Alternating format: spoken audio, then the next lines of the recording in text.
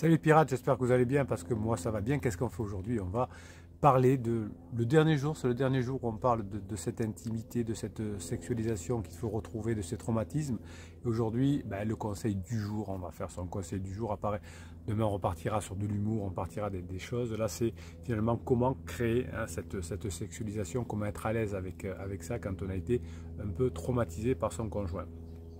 Bien finalement, on va remettre en place un comportement qui est un mélange subtil de conversation, de connexion, de flirt, de taquinerie, d'humour, de toucher physique inoffensif. Le toucher physique étant juste ensuite, après l'humour, après un éclat de rire ou quelque chose comme ça, souvent vous me dites en coaching, oui mais Bruno, j'ai essayé de toucher mon conjoint, soit il retire la main ou ma conjointe, soit elle fait rien, soit il fait rien, il laisse sa main mais il ne fait rien. C'est normal, vous êtes allé trop vite, vous n'avez pas utilisé le badinage, l'humour, la connexion émotionnelle, la taquinerie, et ça va vous manquer. Alors évidemment, vous avez compris, si vous voulez faire les formations pour avancer, c'est en descriptif de cette vidéo. C'est un catalogue de 105 formations, il y en a pour tous les goûts, et vous reviendrez ensemble, effectivement, non pas si vous manipulez, non pas si vous faites un silence radio, non pas si vous prenez votre partenaire pour un jambon, mais si vous changez et si vous faites vivre des émotions différentes, des instants différents à votre conjoint. Donc l'objectif pour vous, c'est non pas de faire comprendre, mais de faire vivre à votre conjoint une nouvelle attirance, un nouvel intérêt pour vous, et que on ne passe pas par des déclarations, mais par un impact émotionnel en préparant finalement la fin de la crise existentielle, la fin de la lune de miel, parce que vous aurez vécu cet impact émotionnel avec lui, avec elle. Finalement, ce comportement, c'est une forme d'art. Aux États-Unis, je crois qu'on appelle ça le flirt. En fait, c'est une nouvelle compétence que vous êtes en train d'acquérir grâce aux formations. Vous en avez une qui s'appelle comment être fun et amusant. C'est un peu quelque part entre le théâtre, la comédie, le commercial, le débat, le storytelling, les histoires. Certaines personnes sont plus douées que d'autres pour flirter, pour être amusante, pour donner du plaisir aux autres, et puis d'autres ont plus besoin de le développer. Certainement que pendant toute votre phase 2 du couple, la phase de distanciation, vous avez travaillé sur la sécurité, l'éducation des enfants, vous n'avez pas trop pensé au couple, vous n'avez pas trop pensé à ce nouveau comportement, vous ne l'avez pas appris ou vous vous en souvenez plus, c'est pas grave, vous avez des formations pour les réapprendre. Effectivement, tout s'apprend dans la vie, et ce n'est pas forcément automatique de savoir séduire, de savoir jouer, de savoir connecter, de savoir badiner, de savoir taquiner. Eh bien, tout s'apprend, mais c'est dans la nature, donc on sait le faire quelque part en nous, dans nos gènes, mais il faut le réactiver. C'est pas anti-nature, vous savez que quand il y a des choses anti-nature, la nature élimine ce qui ne lui va pas, donc tant que l'idée de légèreté dans le couple, etc., fonctionne, est toujours là, c'est que ça arrange la nature pour faire des enfants, pour faire se reproduire, etc. Donc vous êtes essentiellement dans quelque chose qui va vous rapprocher de votre conjoint, puisque votre conjoint va revenir vers vous si vous êtes à nouveau divertissant. Certainement que la sécurité c'est au top, mais il manquait ce côté aventure et vous avez eu du mal à retrouver cette sexualisation, cette intimité. Alors peut-être que vous étiez à fond dans l'intimité et la sexualisation, mais que vous n'étiez pas à la sécurité. Donc ça veut dire que là, votre conjoint vous reproche, dit oui, on rigole tout le temps avec toi, mais il n'y a rien qui se passe, on vit dans une maison dégueulasse, on a une voiture pourrie, enfin je sais pas quoi, donc on n'est pas en sécurité, on part jamais en vacances. Donc généralement, les pirates, la sécurité c'est bon, c'est plutôt que vous avez du mal effectivement à être dans l'aventure, dans ces moments dans ces moments de plaisir. Vous savez, quand vous étiez ado ou quand vous étiez jeune adulte, parfois, souvent d'ailleurs, vous saviez rentrer en communication avec d'autres ados, avec d'autres jeunes adultes, avec du sexe opposé aussi. Et puis on l'a perdu parce que souvent, d'ailleurs, vous êtes mis en couple très jeune et vous me dites, ça fait 22 ans qu'on est ensemble, mon dernier coaching c'était ça, et finalement, on n'a pas eu le temps de bien comprendre comment fonctionnait cette notion d'intimité, cette notion de sexualisation, et quand arrive la fameuse phase 3 du couple, qui est je vais voir si l'herbe n'est pas plus verte ailleurs, c'est-à-dire la phase d'exploration, eh bien on est un peu perdu par rapport à tout ça. Donc le but, c'est pas d'être un beau parleur, mais d'être agréable avec les autres, hein. C'est pour ça que je citais le commercial tout à l'heure, l'acteur de théâtre, l'acteur studio, la personne un peu rigolote, etc. Tout ça, ça va créer une intimité avec votre conjoint. Les êtres humains aiment beaucoup généralement les acteurs, les actrices, les sportifs, parce qu'ils leur font vivre des émotions. Donc le fait de taquiner, de raconter des blagues va faire que finalement votre conjoint va être à nouveau bien avec vous et vous allez regarder avec un nouveau regard la vie de couple et votre conjoint va effectivement vous garder avec lui ou près de lui ou près d'elle. Hein, vous savez que vous avez suffisamment de témoignages sur cette chaîne. Quand vous retournez ensemble dans la phase 4, votre conjoint commence à vous coller parce que effectivement vous êtes la meilleure option pour lui et il a eu très peur de vous perdre parce qu'il était mal, il croyait que le problème venait de vous et maintenant grâce au fait que vous avez changé, que vous avez compris ce dont votre conjoint a besoin, eh bien vous allez vous rapprocher l'un de l'autre. Donc la capacité naturelle n'existe pas, la capacité automatique n'existe pas. Un petit peu, hein, mais en tout cas, ça se travaille. Hein. C'est comme si je suis doué pour courir, mais que je ne m'entraîne jamais à courir, je ne serai jamais champion du monde. Hein. Si je suis doué pour courir, mais qu'en plus je travaille beaucoup, eh bien, je serai champion du monde. Enfin, j'aurai des chances d'être champion du monde. Et si je ne suis pas très doué pour courir, mais que je m'entraîne beaucoup, eh bien, je serai un athlète acceptable. Donc finalement, la chose la plus importante que vous devez comprendre, c'est qu'il n'y a rien à comprendre, c'est faire vivre des sensations. Donc finalement, vous allez sortir des idées préconçues hein, pour retrouver cette intimité, cette sexualisation, et finalement, hein, vous allez retrouver ce pilier fondamental, cette compétence d'exprimer subtilement une quantité mesurée, subtile, contrôlée d'intérêt romantique et sexuel, mais de façon indirecte tout le temps. Donc les êtres humains, pendant la crise existentielle, sont des créatures sociales très complexes, d'ailleurs hors crise existentielle aussi, hein, et la hiérarchie sociale varie dans le couple. Au début, certainement que vous aviez les clés du camion du couple, et puis comme dans la phase 2, vous n'avez pas fait ce qu'il faut, tout d'un coup, au moment de la crise, votre conjoint a pris les clés du camion. Et là, vous êtes perdu. Et là, vous voulez le contrôler. Et là, vous voulez récupérer les clés. Mais votre conjoint ne l'a jamais fait, donc il est prêt à vous redonner les clés. Mais donnez-lui envie de donner les clés.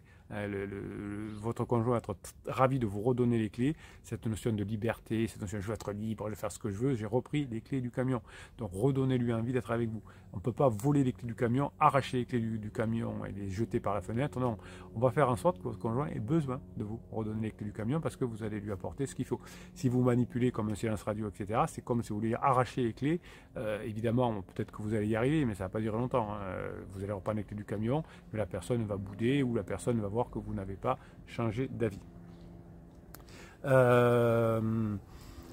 Lorsque vous allez socialiser avec votre conjoint, finalement, vous allez former de nouveaux liens, hein, vous allez créer des liens beaucoup plus forts, beaucoup plus sensuels, beaucoup plus intimes. Et si vous avez été traumatisé par le je t'aime plus et je gêne amant, cette façon d'être de légèreté, de faire rire, de taquiner votre conjoint, va faire que vous allez maîtriser ce que j'appelle des règles sociales non écrites. Hein, ce sont des règles sociales naturelles, hein, des règles sociales qui permettent d'être en société. Et finalement, c'est les pirates qui ont le plus bossé, qui savent exactement quoi dire au bon moment, qui vont éviter de rendre les choses gênantes, qui vont travailler sur leurs émotions également pour ne pas faire souffrir votre conjoint parce que vous allez dire moi je me sens pas bien, donc tu as vu tout ce que tu m'as fait, donc culpabiliser. Eh bien, si vous arrivez à expliquer les choses de façon sous-entendue, à capter des indices sociaux. La plupart du temps, quand on fait un coaching, vous me dites mais oui, mais c'est vrai que mon conjoint me l'avait dit. Votre conjoint vous donne le tuto en disant moi j'ai besoin de légèreté, vous savez, vous voyez comment votre conjoint qui tout d'un coup a besoin de beaucoup sortir, a besoin d'aller faire du sport. Vous voyez, vous avez le tuto et puis vous le dites, vous dites de toute façon, moi maintenant je veux être libre, ça veut dire qu'il faut arrêter de le contrôler par exemple. Donc dans les phrases de votre conjoint, quand vous avez des discussions, vous avez la plupart du temps les réponses. Donc si vous savez capter ce qu'on appelle ces indices sociaux, si vous savez lire entre les lignes, si vous apprenez vous avez une formation qui s'appelle Storytelling, à raconter des histoires. Si vous êtes fun et amusant et léger, si vous arrivez à faire des conversations fluides, eh bien petit à petit, vous arriverez à réintéresser votre conjoint, à retrouver cette intimité. Conversation fluide égale intimité, et puis vous arriverez à nouveau avoir cette sexualisation. Donc finalement, ce que vous apprenez ici, les pirates, c'est un ensemble d'outils qui sont développés spécifiquement pour récupérer son conjoint, mais qui peuvent être utilisés pour avoir des clients, récupérer un client, être mieux avec ses collègues de bureau, avec ses enfants, etc. Parce que vous allez apprendre à naviguer dans le paysage complexe de la relation humaine, et vous allez apprendre à respecter les règles sociales que vous n'avez pas apprises. Parce que les règles sociales, elles existent. Donc vous avez une formation qui s'appelle « Comprendre les règles de fonctionnement du couple » pour passer en phase 4. Il y a des règles sociales implicites, et tacites d'ailleurs, qui correspondent à la société humaine. Si vous ne les avez pas, vous ne pourrez pas maximiser les chances de rester avec votre conjoint. Et si vous ne connaissez pas ces règles de fonctionnement, vous n'aurez pas accès à l'intimité, à la sexualité, et vous aurez des dommages sociaux collatéraux qui vont être vos enfants, qui risqueraient de partir d'une semaine sur l'autre en changeant de maison, et puis en ayant des gros frais financiers, 10 000 euros chaque année quand on a divorcé, et 20 000 euros la première année de divorce. Donc tout ça fait qu'on a envie d'apprendre ces règles implicites, allez, on va le dire comme ça. On se calme. Donc si vous apprenez tout ça, non seulement vous êtes plus heureux, vous allez retrouver le couple, etc., et vos enfants aussi, mais vous allez vous sentir bien parce que vous allez pouvoir appliquer ces règles sociales dans plein de domaines. Donc avoir ce comportement avec votre conjoint est important, car si vous savez communiquer ce que vous êtes à l'intérieur, si vous avez des marqueurs d'attirance, si vous êtes capable de ne plus utiliser votre position sociale pour reséduire votre conjoint et partir, non pas, donc là c'est la sécurité, et partir sur l'aventure, eh bien finalement vous allez être la meilleure version de vous-même, et vous allez rentrer en concurrence avec le pansement qui va exploser. Parce que si chaque jour davantage vous améliorez, si chaque jour davantage vous faites quelque chose de nouveau, si chaque jour davantage vous faites passer un moment avec votre conjoint, au téléphone ou en face à face, évitez, enfin c'est pas possible d'ailleurs de le faire par texto, et bien petit à petit vous allez y arriver. Donc si vous voulez réussir à récupérer votre conjoint, c'est à vous d'approcher, d'engager, d'entamer des conversations fluides et de mener l'interaction. Des fois vous dites « Oui mais Bruno c'est injuste parce que mon conjoint me fait beaucoup de mal et c'est à moi de faire des efforts. » Oui, ben c'est comme ça, c'est la loi de la nature. Quand votre conjoint est en crise, c'est à vous de faire des efforts. Quand votre ado est en crise d'adolescence, si vous voulez continuer à avoir une bonne relation avec votre ado en crise, eh bien c'est à vous de faire les efforts. Si vous avez un client qui n'est pas content, c'est à vous de faire les efforts pour le récupérer. C'est comme ça. Oui mais c'est vraiment trop injuste. Arrêtez de me faire le Calimero. Donc finalement, si vous travaillez assez, vous allez passer pour une nouvelle personne avec des valeurs plus importantes. Vous avez une formation qui s'appelle « Comment travailler sur ces valeurs » et vous allez refaire ressentir l'étincelle, l'attirance à votre conjoint. Les papillons dans le ventre, j'ai plus les papillons dans le ventre, et vous allez me mettre ce pansement dehors, que ce soit un homme, une femme, que ce soit des amis IE, des amis de bringue, etc. Vous allez être beaucoup plus intéressant et beaucoup mieux que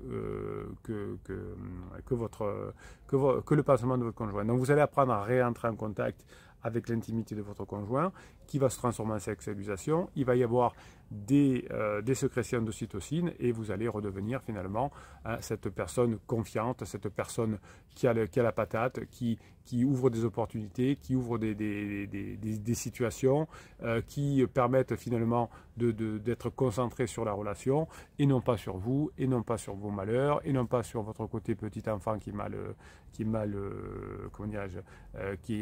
comment on appelle ça, qui n'est pas servi, hein, voilà, le petit enfant, il dit mais moi, mon petit enfant, mon épouse, il ne me calcule plus. Ben, c'est comme ça, c'est une crise, vous devenez adulte, et l'adulte il souffre beaucoup moins que le petit enfant, hein. Vous allez vous concentrer sur vous, sur vos conversations, sur ce que vous avez à apprendre, et vous allez retrouver l'intimité, la sexualisation. Je vous donne toute ma grinta, vous savez que les formations vous servent à comprendre, l'expérience vous se transforme en compétence, et vous allez changer de tempérament grâce à la grinta des pirates. Allez, on va aller chercher la grinta des pirates, on va se lire un ou deux messages pour se faire plaisir, on va se régaler. On va aller du côté de Facebook aujourd'hui.